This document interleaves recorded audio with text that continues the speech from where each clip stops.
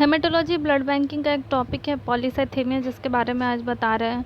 इससे पहले बहुत सारे वीडियो में एनीमिया के बारे में बता चुके हैं। एनीमिया कहने का मतलब होता है कि आरबीसी का लेवल जो है नॉर्मल लेवल से घट जाना ब्लड में, और उसी का जस्ट अपोजिट होता है ये पॉलीसाइथेमिया, मतलब आरबीसी का लेवल नॉर्मल लेवल से बढ़ जाना ब्लड में। ये कंडीशन कहलाता है पॉलीसाइथेमिया, जिसके बारे में बता रहे हैं। इसमें थोड़ा सा ये बताया हुआ है कि इट इज़ अ कंडीशन, वैसा कंडीशन है जिसमें पीसीवी या उस पीसीवी को ही कहते हैं हेमेटोक्रिट।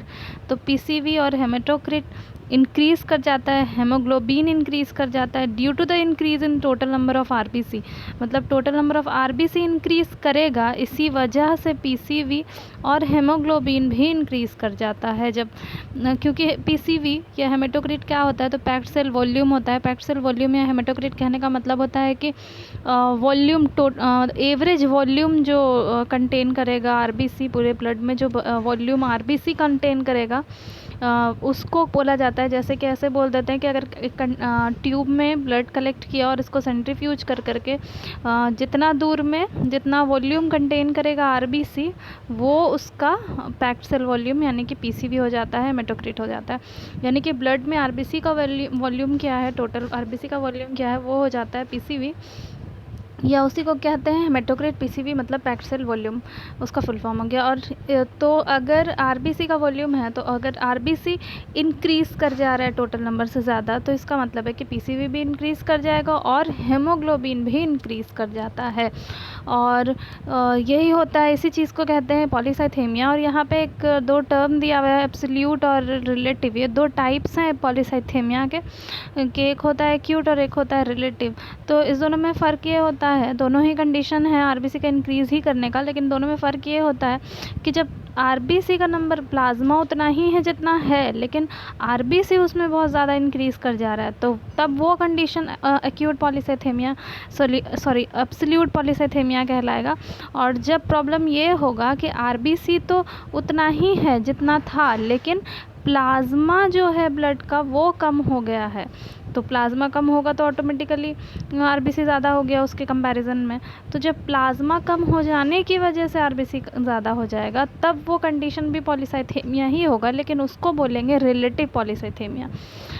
अब एक बात और हो जाती है कि this causes blood thicker and there is a risk of clotting. मतलब कि अगर आरबीसी ज़्यादा हो रहा है, प्लाज्मा कम हो रहा है, तो इसका मतलब है क्या हो जाएगा कि ब्लड आपका क्या हो जाएगा, थिक हो जाएगा। जब थिक हो जाएगा तो रिस्क होगा वहाँ पे ब्लड के क्लॉट होने का। अब जो है मेनली एब्सोल्यूट पॉलीसाइथेमिया जो है, दो यहाँ पे देखें कि एक एब्सोल्यूट पॉलीसाइथेमिया था, एक रिलेटिव। तो एब्सोल्यूट पॉलीसाइथेमिया जो होता है वो उसको फिर से दो टाइप का डिवाइड किया जाता है, जो कि क्या कहलाता है, एक होता है प्राइमरी पॉलीसाइथेमिया, एक होता है सेकेंडरी पॉलीसाइथेमिया। तो उसके बारे में देख लेते हैं कि प्राइमरी पॉलीसाइथेमिया कहने का मतलब क्या होता है।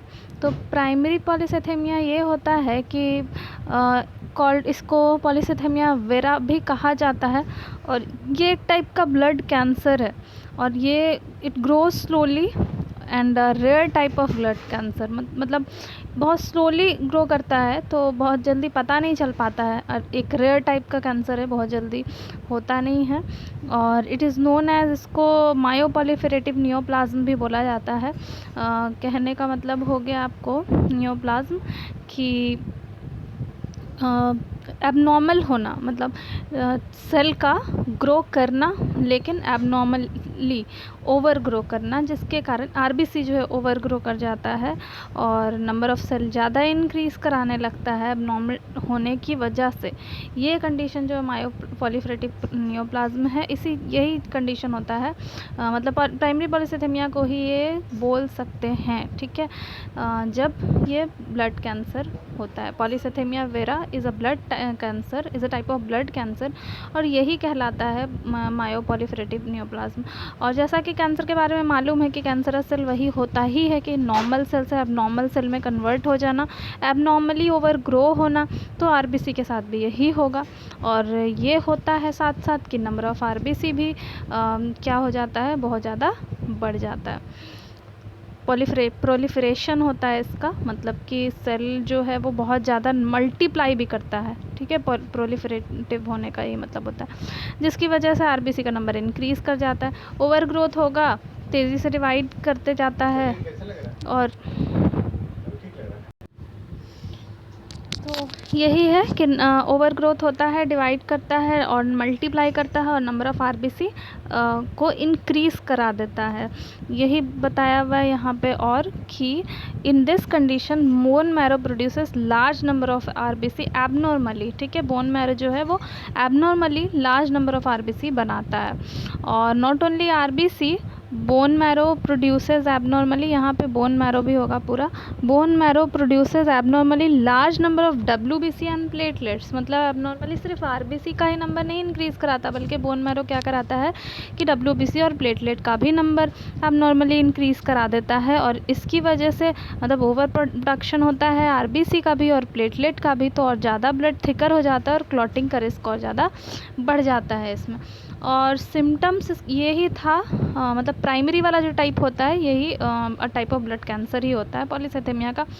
और ये इसके सिम्टम्स क्या क्या होंगे, तो स्वेटिंग होगा, हेडेक होगा, रिंगिंग इन एयर मतलब बजने जैसा आवाज़ होना, ब्लड विज़न मतलब विज़न क्लियर नहीं होगा, फैटिगनेस बहुत ज़्यादा थकावट होगा, रेडिश पाम यानी ब्लड की इंक्रीज़ करने की वजह से हाथ जो होता है पाम आगे का जो हाथ का होता है पार्ट वो रेडिश दिखाई देगा, बर्निंग सेंसेशन इन फीट यानी कि पैर में जलन होना, ब्लीडिंग होगा नोज़ से और गम्स से, और person feel full stomach, always ऐसा लगेगा कि भरा भरा बसा स्टमक है, स्किन में इचिंग हो भी सकता है। और अगर बहुत टाइम तक ट्रीटमेंट नहीं हुआ तो और भी ज़्यादा प्रॉब्लम हो सकता है, हार्ट डिजीज़, स्प्लीन इनलार्ज कर जाएगा, स्ट्रोक होना यानी कि अटैक आना, कार्डियक अरेस्ट होना, ल्यूकेमिया का कंडीशन होना यानी वही ब्लड कैंसर हो गया, गाउट भी हो सकता है। गाउट कहने का मतलब हो गया कि जॉइंट पेन होना। ये सारा प्रॉब्लम अगर ट्रीटमेंट नहीं हुआ तो ये सारा प्रॉब्लम भी हो सकता है। इसके बाद आ जाते हैं कि सेकेंडरी पॉलीसाइथेमिया क्या होता है। तो सेकेंडरी पॉलीसाइथेमिया होता है कि it is caused high altitude, मतलब अगर ऊंचाई पे जा रहे हैं या लंग्स में या किडनी या हार्ट डिजीज़ है पहले से कुछ, और इसकी वजह से अगर आरबीसी का लेवल इंक्रीज़ कर जाता है तो इसको बोलते हैं सेकेंडरी पॉलीसाइथेमिया। यानी कि अदर जो सेकेंडरी काउजेज़ होते हैं उसकी वजह से अगर बढ़ जाता है, इंक्रीज़ कर जाता है आरबीसी का लेवल, तो उसको बोलते हैं सेकेंडरी पॉलीसाइथेमिया। और ये बोल रहा है कि समटाइम ये किस वजह से होता है, तो एरिथ्रोपोइटीन के भी सिक्रीशन, ओवर सिक्रीशन की वजह से होता है। एरिथ्रोपोइटीन एक टाइप का केमिकल है जो किडनी से सिक्रीट होता है और इसका ही काम होता है, यही इंड्यूस करवाता है एरिथ्रोपोइसिस, मतलब एरिथ्रोपोइसिस मतलब the process of formation of RBC, नहीं आरबीसी के प्रोसेस को यही स्टार्ट कराता है, यही कराता है। तो अगर एरिथ्रोपोइटीन का सिक्रीशन बढ़ जाएगा तो ऑटोमेटिकली आरबीसी का भी सिक्रीशन फॉर्मेशन बढ़ जाएगा। तो इसकी इंक्रीज़ करने से भी अगर आरबीसी का लेवल बढ़ जाता है तो भी उसको सेकेंडरी पॉलीसाइथेमिया कहा जाता है। अब इसका जो सिम्टम्स हैं सेकेंडरी पॉलीसाइथेमिया के वो यही सारे हैं, sweating, headache, ringing in ear, blurred vision, fatigueness, redness in palm, ठीक है। और उसके बाद आ जाते हैं हम कि डायग्नोसिस इसका सीबीसी कराया जाएगा, उससे पता चलेगा, और बोन मैरो की बायोप्सी कराई जाएगी तो पता चलेगा। और उसके बाद ट्रीटमेंट जो इसका होता है तो depend on the cause of the polycythemia, मतलब कि काउज क्या है पॉलीसाइथेमिया का, मतलब अगर कैंसरस सेल है तो उसके अकॉर्डिंग ट्रीटमेंट होगा, और अदर काउजेज़ की वजह से है, एरिथ्रोपोइटीन के बढ़ने की वजह से है तो उसके लिए अलग ट्रीटमेंट होगा। मेडिकेशन भी होता है, इसके अलावा फ्लेबोटोमी यानी कि जो ब्लड को थोड़ा फ्लेबोटोमिस्ट की मदद से निकलवा देना, इससे भी कम होता है। तो ये था पॉलीसाइथेमिया के बारे में। अगर कहीं पे कोई प्रॉब्लम हो, दिक्कत हो तो पूछ सकते हैं कमेंट करके। अगर वीडियो अच्छा लगा होगा तो एक कमेंट कर दीजिएगा, एक लाइक कर दीजिएगा, और चैनल सब्सक्राइब नहीं किए तो प्लीज़ चैनल को सब्सक्राइब कर लीजिएगा।